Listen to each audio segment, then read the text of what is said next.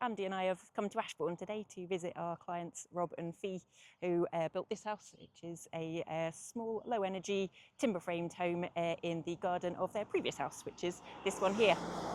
We've worked with Rob and Fee on both of these projects. When they first bought this property, it was a large sort of detached 1930s house in a fairly sort of poor state, but on a lovely big plot on the outskirts of Ashbourne. So we worked with them to retrofit and extend this house to the side and to the rear, creating a sort of 5-bedroom house for their family.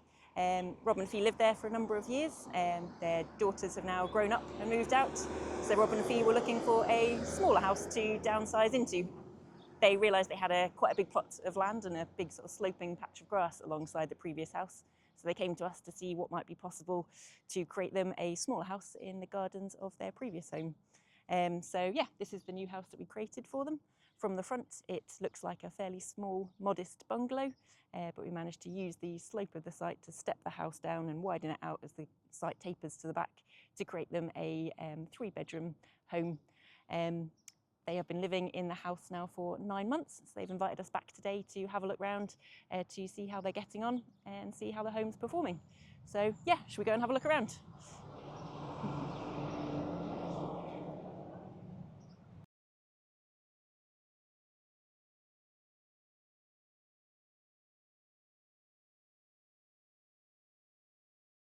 Most of the top floor is an open plan space. So at the back we have the living area, which opens up to the beautiful views across the Derbyshire countryside, which is really what we wanted to sort of capture in this house, and the benefit of it being an upside down house. And then as you come round, we have a dining area and kitchen to the front as well. So the front of the house is south facing, so we knew we were getting quite a lot of sunlight coming into the kitchen at the front. And the back of the house is north facing, so we knew there's potential for sort of heat loss across the back of the house as well. So throughout the design process, we used the Passive House Planning package to assess the performance of the house, so we could use that data to see what the impact was of having the glazing at the back of the house, speak to Rob and Fee about the sort of implications of that, make sure we're capturing as much of the view as we can for them, whilst also making sure we're not losing too much heat.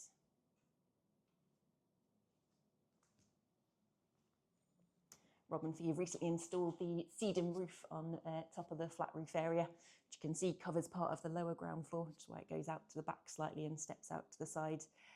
So I think they installed it about 2 months ago, and they've been saying how delighted they are with it, how much land, how much wildlife it is attracting. You can see now all the bees swarming around on the flowers and enjoying the sunshine. So because of the slope of the site, this is an upside down house, so living accommodation is all on the upper ground floor, and then the 3 bedrooms and bathroom are all on the lower ground floor, buried partly into that slope. So you come down into this landing space which connects all those rooms together. The bathroom's at the back of the house and is tucked into the sloped ground. It has a door off it which houses a small utility space and plant room for the MVHR unit, and there's a further cupboard in the landing which houses the air source heat pump unit. The 3rd bedroom is at the back of the house as well, so also partly underground. So to make sure it's really well lit, we introduced this slot roof light, which washes the side wall with natural light. So even on a day like today, there's no lights on internally, but it's a beautifully sort of naturally well lit space. There's 2 double bedrooms then at the back of the house.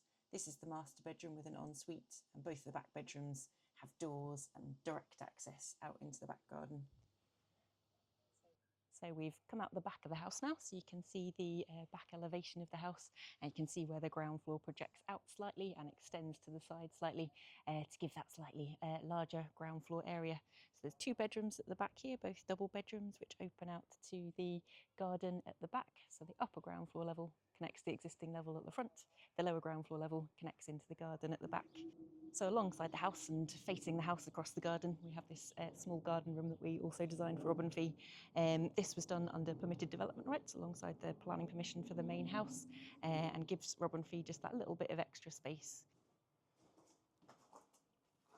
So this is also a little timber framed structure, not insulated quite to the same level as the main house, but still well insulated, as airtight as possible. And it also has one of the in-room air-to-air heaters, which is also providing cooling on this lovely hot day. Hope you enjoyed that tour of Rob and Fee's house.